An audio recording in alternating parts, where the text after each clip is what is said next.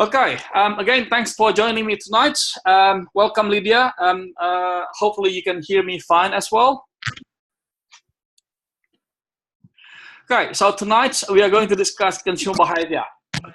And again, as we discussed in week one, assessment one includes situation analysis. Okay, so you need to look at macro environmental analysis, micro environmental analysis, consumer behavior. They are the main things, and I would also suggest you to look at SWOT analysis. Okay, right. So if I use examples or whatever, again, they're not meant as an offense. Okay. Now, consumer behavior. Look, I do not know how you take the assessment, your perspective about the assessment. It is a chocolate product maker. That's the short scenario, basically. I would suggest that you focus on consumer market. That means you're going to talk about consumer behavior, not business markets, okay? Because consumer market is much more manageable, okay, rather than business market. But it's up to you. We should be able to do it, but it's just getting it more challenging. Okay. Now, consumer market is basically about the consumption. If the product is purchased for individual or household or family consumption, then we talk about consumer buying behavior. Okay. So if you look at any products that someone purchased for family, that means we talk about individual. We talk about consumer behavior. Okay? Now this is the model, a simple model I'd like to introduce. Very simple. It is actually using the SR model from the social psychology, the stimulus response model from social psychology. Okay, so we have the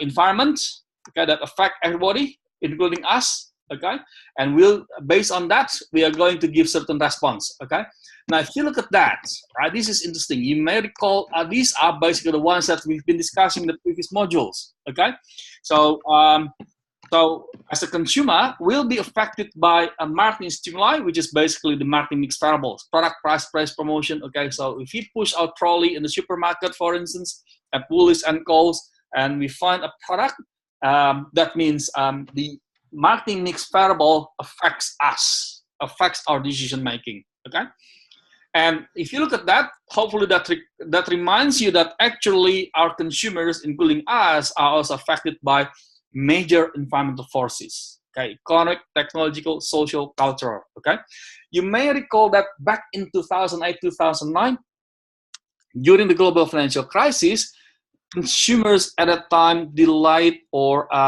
put on hold purchasing big ticket item. Okay, that is basically the economic giving them influence at a time. Okay, now. The buyer's black box, we call it as black box because to understand, it doesn't mean that we can't understand what's inside the buyer's mindset. We can understand it with certain technique, with certain tools that we put in the consumer's on the consumer's head to understand the movement of the eyes and so on and so forth, right? But we still label it as buyer's black box because it is not that easy to observe it. Okay, but we do know that the buyer's black box basically contains two things: the buyer's characteristics, okay, the characteristics of the buyer, the personality of the buyers, right? The traits of the buyers, right, will affect their response. It will affect how they will respond to certain stimulus. Okay, and we also know that the decision-making process that the buyers adopt will affect what kind of response that they are making. Okay. Now, the response of the buyers include these guys: the buying attitudes, the preferences, the brand, the size, the product category, okay, the company, and so on. So the company that the buyers are comfortable to build relationship with, okay, and so on and so forth. Okay, so that's basically a model of buyers' consumer behavior. Okay, very simple. The next thing is this is the thing that I'd like you to focus on, and you can also find more readings in the links that I put in the advice in terms of factors influencing consumer behavior. Okay. Now, if you look at that, there are 4 large factors that affect consumers' behavior. Okay? If you think about onion, it's like you peel onions. You're peeling an onion. Okay, you start from the outer layer, which is basically culture and social. Right, these guys are basically the external factors, and then you also need to look at the internal factors that consist of personal and psychological. So when you peel the onion further, you get until the juice. That is basically the psychological factor. Okay, now for your assessment, do you have to analyze everything in here? No, you don't. Okay. Please just pick up the main ones, okay? 2, 3 main ones, all right? Let's say one from social and one from psychological or whatever. I'll leave it to you to make decision, to make the call, all right? The key point is you show the connection between between the variable that you select to the decision making that the buyer is taking, okay? Because here the purpose is actually to show that these guys, these factors actually affect the customers, the consumer's decision making, okay? Right, so that's basically factors influencing consumer behavior in a nutshell. Now, I just want to briefly discuss a few factors. Reference group, for instance, okay, they consist of, they are basically a group that affects people's decision directly or indirectly. Now, the key, one of the key factors I'd like to discuss in here is the key opinion leaders. Okay, part of the group, which is quite popular, is basically the key opinion leaders. If you look at seek.com.au or any job ads that shows for marketing job, this role basically requires the incumbent to be able to negotiate the key opinion leaders. That means they actually talk about reference group. Okay, examples, the key opinion leaders, basically someone becomes the key opinion leader because of number of characteristics. Okay, the charisma, the knowledge, okay, the expertise. Okay, there's some characteristics that that make this person to be a key opinion leader. Okay.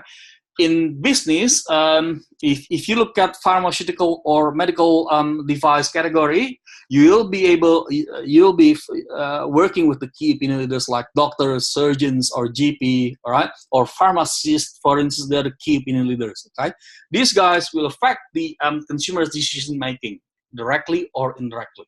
Okay, think about if you go to the chemist, say, look, I don't know what happens to me. I feel like that, and that. And you will listen to the pharmacist, including the brand that the pharmacist recommends you, including when you go to GP or surgeons or audiologists and so on and so forth. Okay, so that's a social factor, right? Hopefully that gives you an idea in terms of linking the factor, in this instance reference group, to the buyer's decision making. The buyer's decision making will be influenced by the key opinion leaders because of this and that, for instance. Okay. The next one is personal factors. Okay. Now the key concepts in one of the key things in here is the concept of personality. Okay. Personality is actually unique psychological characteristics that distinguish us to the others. Okay. Now we normally describe that in terms of traits like self-confidence, dominance, sociability, outgoing, okay, autonomy, defensiveness, permissible, and so on and so forth. Okay, so we describe that in terms of traits, okay, our characteristics. All right. The interesting thing about personality is brand personality. Okay, marketers think that brand personality is important. Okay, what is brand personality? Well, it is actually assigning human traits to a brand. Okay, so in other words, if Apple is in here with us, what kind of human traits that you will assign to Apple? Okay, so you need to imagine Apple, okay, as a person, right? So in real life, when you conduct research, let's say focus group discussion, that kind of question will appear. The moderator will ask that kind of question. Hey guys, I'm going to ask you about this person, okay? You describe what kind of person this guy is, right? Or this brand name is, okay? And they mention the brand. Let's say Coca-Cola, for instance. Is that a man or a woman? Okay. And what do you know? What do you know about that brand? But what do you know about Coca-Cola? What does he like? What does he do? What does he do, for instance? And the other personal human characteristics. Okay. Now, the important thing about the concept brand personality is consumers are likely to choose brands that is in line with their personalities. Okay, otherwise they may feel incongruity, imbalance. Okay, it doesn't match with me. Okay, I don't think it is me. It doesn't look like me. Okay, now because of that, you may recall that ages ago, car brands like Toyota, for instance, at the time ran a campaign, "You are what you drive." Okay, so try to boost that kind of personality type of approach in terms of running a campaign. Okay. Right, so that's brand personality. And how do we get the brand personality? Ideally, we do research. If we don't have research budget, we normally do brainstorming. When we do brainstorming, we normally look at the marketing mix variables that our competitors are offering for the customers. From there, we try to digest it. We try to escalate it to abstract level, to personality level. Okay. Yeah, you can imagine, you can click the link and you can imagine what kind of brand personality that Magnum has. Okay. The next one that I'd like to discuss is the psychological factor. Okay. One of the key concepts in here is the motivation. Okay. The motive or drive is a need that is sufficiently pressing. So the person who has that motive will seek for satisfaction. Okay. Now the popular theory in here is Maslow theory, right? Maslow hierarchy of need theory. Okay.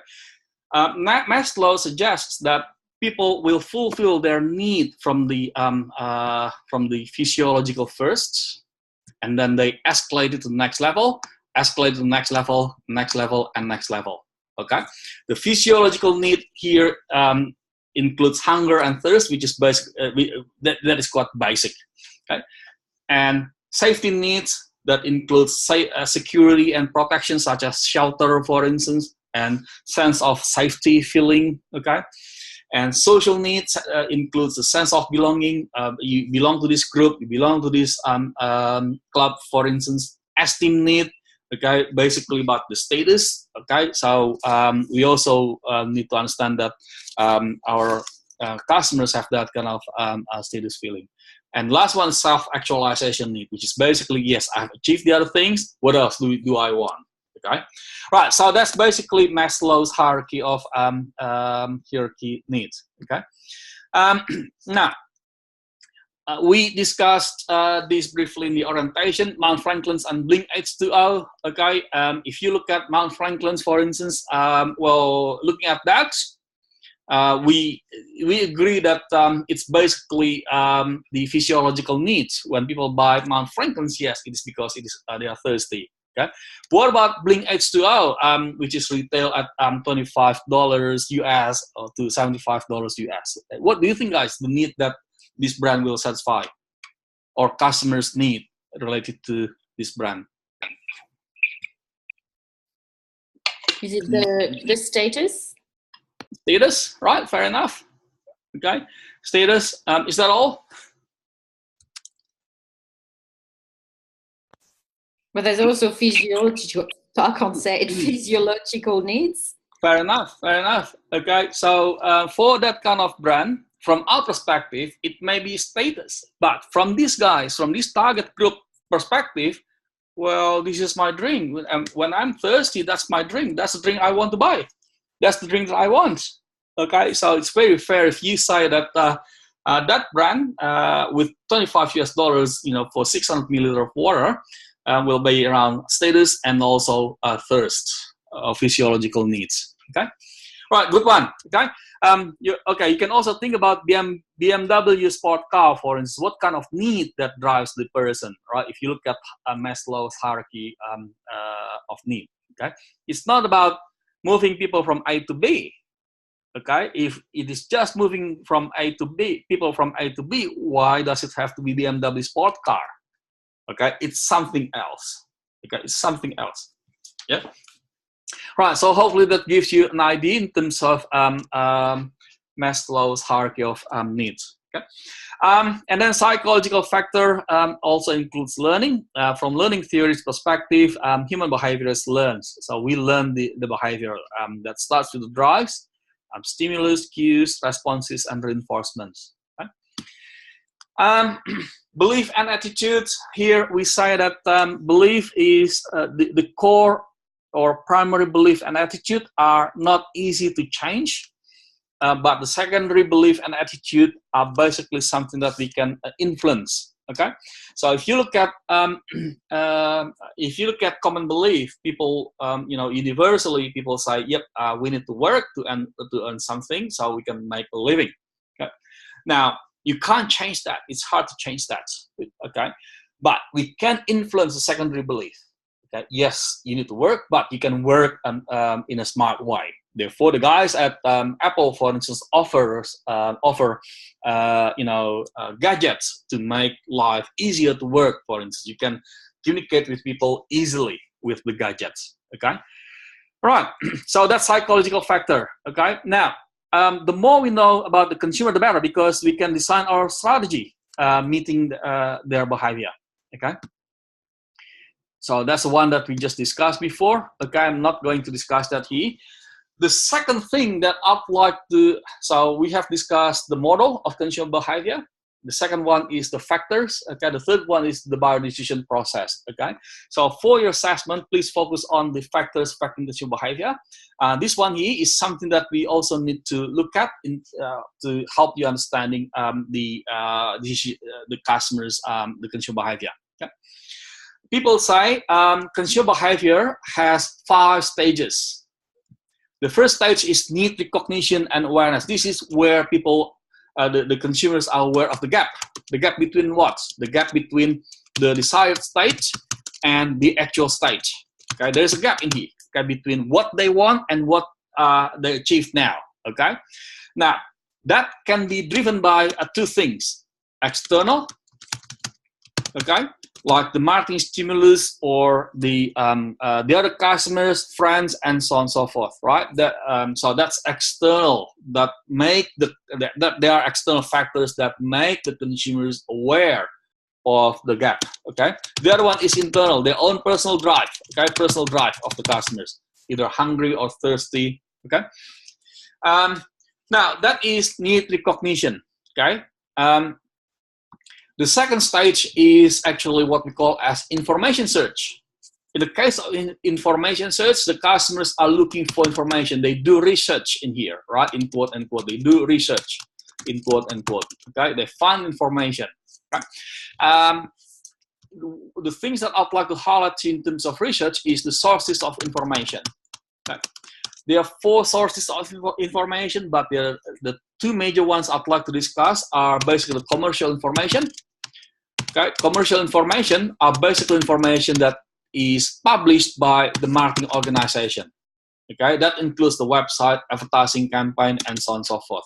Okay, the next source of information, which is also important, is personal network. Okay, now personal network in here is basically basically generates the information that we get from someone that we know, either friends or relatives. Okay, now these 2 basically has different function in the consumer decision making. Okay, the commercial information provides the customers with official information. Without that, consumers cannot do research. Okay. Now, the personal network basically helps the customers making decision because it is more convincing rather than commercial information. Okay, the commercial information has the marketing touch, if you like, whilst the personal network is basically the information that we get from someone that we know better. Okay, now the next one is evaluation of the alternatives. All right, so here we juggle. By the way, before we go there, I just want to highlight to you that the outcome of information search is option. We get options. As a consumer, we'll get options after we do the research. Okay, either we want to buy brand A, B, C, D, and so on and so forth. Now, the evaluation of alternative in here, we actually juggle. Okay, we actually look at the weights of everything to make decision. What are the factors that we look at? Everything. The marketing mix variables, like the product, price, place, promotion, including the seller, the sales rep. Okay, yeah, I like that car brand. I'm going to decide to buy this car brand, for instance. I'm not going to buy it from that dealer because the sales rep in there is quite rude to me, for instance. Okay, so that includes everything. Okay, So here, with our consumers are basically narrowing down to one or two options, okay? And then they do the purchase. Now, at that purchase stage, consumers can still make changes, okay? And last one is the post-purchase evaluation, which is basically about whether they like the decision or not, whether they're satisfied with the decision or not, okay? Right, so there are the 5 stages of consumers' decision-making process. Question: do consumers always go through every single stage when they make the decision? Not always, in my view, Eddie. Mm-hmm. Right.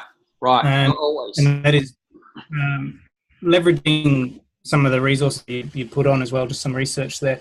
It suggests that there are 2 stages. One is more of the complex decision-making process that you've walked through now, and then otherwise there's more of a simple process. And often people will go the simple route if they are satisfied with a brand that they've used before, or it's a value purchase and they don't really need to put a lot of time into it. They can just go and purchase whatever first thing they find. Wow. Okay. Well, I like your thought. I like your thought, right? Because that's the one I'd like to discuss next. Okay. In real life, consumers have 3 types of decision making, as you also mentioned. Okay. The first one is extended decision making, where consumers will go through every single step comprehensively. Okay. In this mode, consumers will go through every single stage, comprehensively. Okay, they do research, they are aware of the need, and so on and so forth. They do that. Okay, now why is that? Because in their perception, the risk is high. The risk of making a wrong decision is quite high. Okay, what do we mean by risk in here? Well, they include financial risk and also social risk. Okay, a social risk being, well, that brand doesn't look like me. Okay, I feel like a dog, for instance, if I wear that brand. So ladies may ask friends, hey, what do you think if I wear this, for instance? Okay, so that's extended. The next one is moderate decision making. Here, they go through all steps, but not comprehensive. Not comprehensive. Okay, not comprehensive. All stages are, the customers are basically going through all stages, but not comprehensively. Okay, why is that? Because again, the risk is moderate. Okay, in terms of financial, in terms of social, the consumer's assessment, well, it's not that high, it's not that low. Okay, so they go through everything, but it's just, they may skim through. Okay. Now, look, it may be relative. One consumer may say, well, buying laptop is quite high, so I need to go through every single step thoroughly. The other consumer may say, nah, when it comes to laptop, this is the one I buy. Okay, so therefore, it is actually related to their experience, their personal experience. Okay, whether they have the experience or not in making that decision. Okay, the next one is habitual decision making. Okay, this is basically in that decision-making mode, consumers may skip 2 or 3 steps. 2 or 3 stages. Okay, they may still be aware. Hey, I'm running out. We are running out of breakfast cereal. They have the need in there. Okay, do they do research, looking at a website and so on and so forth? Probably not. Okay, do they juggle between Uncle Toby's almond and whatever, maybe little, okay, and very likely they may just put that in the trolley and buy that. Okay, do they do post-purchase evaluation? Do I like it? Do I not like it? Probably not. Okay, so habitual, so they skip that. Okay, why is that? The risk is low. Why the risk is low? Because they have the experience. Okay, and again, financially it's not that high risk, and socially it's not that high risk either. Okay, right. So that's basically consumer decision-making process. Okay, a buyer decision-making process. Right. Any questions so far? All good. Yeah, all good. Brilliant. Okay. Look. The next thing is basically just briefly about the roles in buying process. Okay. Look, the main ones for your consumer behavior section is you look at the factors, 2-3 factors that affect consumers' decision making. Okay, you relate that with the theory, you argue with your analysis, and this is the other thing that you also need to consider in that kind of product category. Consumers may take multiple roles in buying process, right? Either they are the initiator, the influencer, decider, buyer, or user, right? Think about a situation like mom and son for probably going to a supermarket, making a decision to buy a biscuit. Okay, you may find that the son initiates it. Mom, I want lollies, for instance, and the mother may say, no, I don't want to buy a lolly, but I'll buy you a biscuit. Okay, so in this instance, you'll find that who is the initiator, who is the influencer, okay, who decides, okay, and who buy and who uses, okay, who uses the product, okay. So again, consumers may take multiple roles in the decision-making process, right? Right, so that's basically the some concepts in terms of decision consumer behavior. This is basically the decision process for new products starts from the awareness, interest, evaluation, trial, and adoption. If you look at that, the journey that consumers take are quite long. Okay. Yes, in the digital age like now, it has been shortened, all right, because consumers are actively finding the information.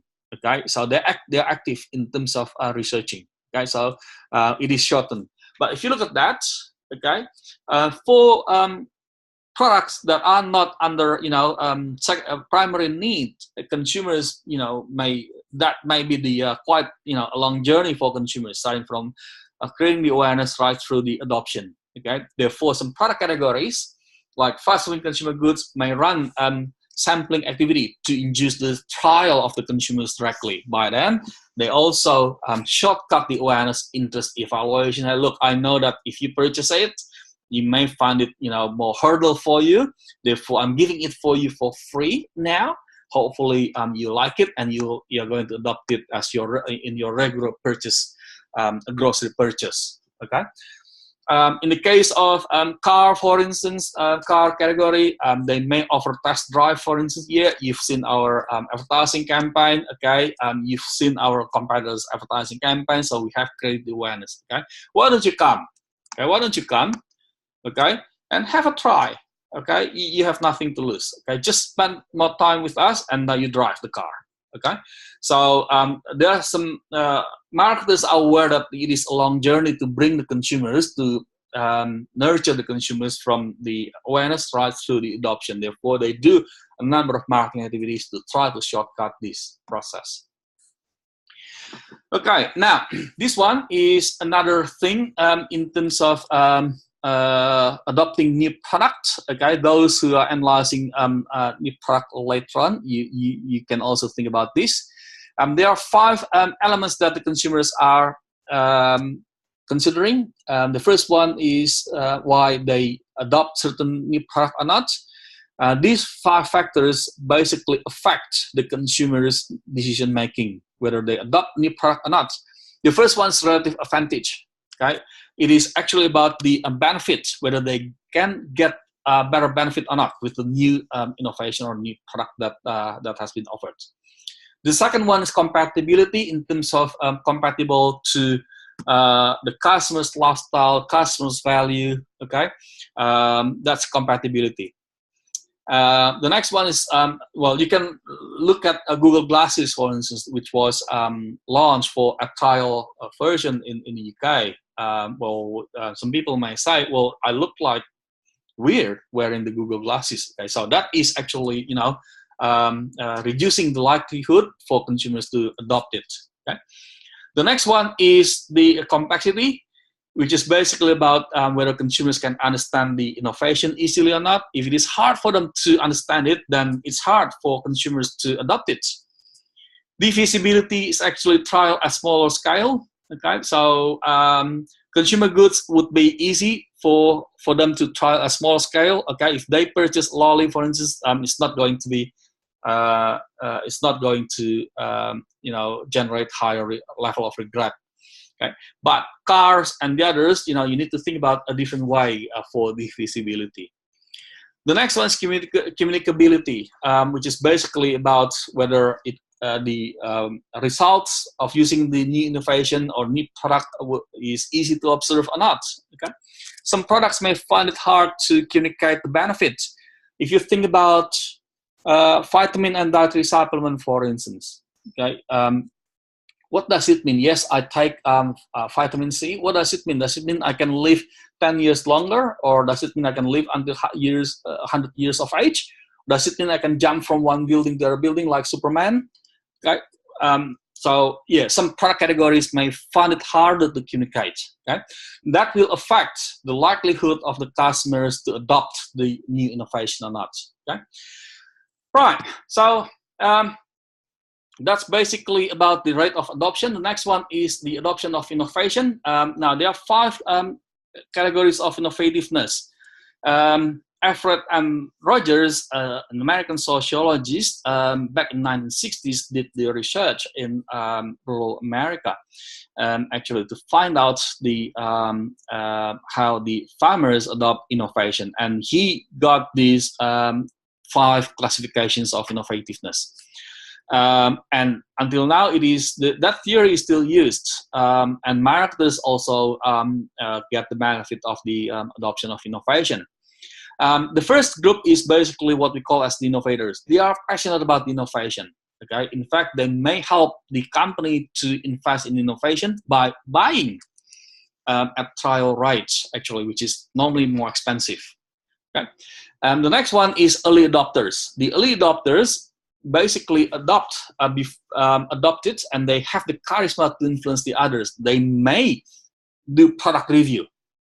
They may be bloggers. Okay, in Taiwan, Samsung and HTC were fight at court because of bloggers. Basically, they try to influence. Oh, this product is bad. This product is good. For instance, okay, they hire bloggers apparently. And the next one is the early majority. Okay, now the early majority will normally be looking at the early adopters. Okay, so the early majority are basically those who adopt the product before the average person, before the others do that. Whilst the late majority is basically the group of people who adopt it after they find everybody else adopt it. They say, yeah, why don't we adopt it as well? Laggards is unique. Laggards are basically quite loyal to the current product. Okay, you can call them as stubborn, for instance. They're quite loyal. They stick to the current product. It's hard to move them, to upgrade them to new product or new innovation, for instance. But if it is going to be deleted, then yes, it's kind of pushing them to adopt a new one. Okay, if you look at that, your volume basically from the early majority, the 68% of the volume come from the early majority and late majority. Okay, but if you fail to convince the innovators and the early adopters, it's hard for your innovation to trickle down to the early majority and late majority. Okay, it's hard. Okay, therefore, there are the 2 key groups from marketing perspective that you need to influence before you can influence the others. Okay, all right, guys. So that's basically consumer behavior in a nutshell. Any questions? Now, if you don't have any question, all right, what I'm going to do next is to discuss briefly about the business market behavior. After that, we discuss the assessment. Okay. Before we do that, can I suggest that we take a couple of minutes, because I also got the warning from Zoom, and we come back to the meeting by clicking the same link. Is that okay? Sure thing, Eddie. Yeah, Brilliant. all good. All right, brilliant. So I'll end the meeting now, and we'll meet you next few minutes. Give me a couple of minutes.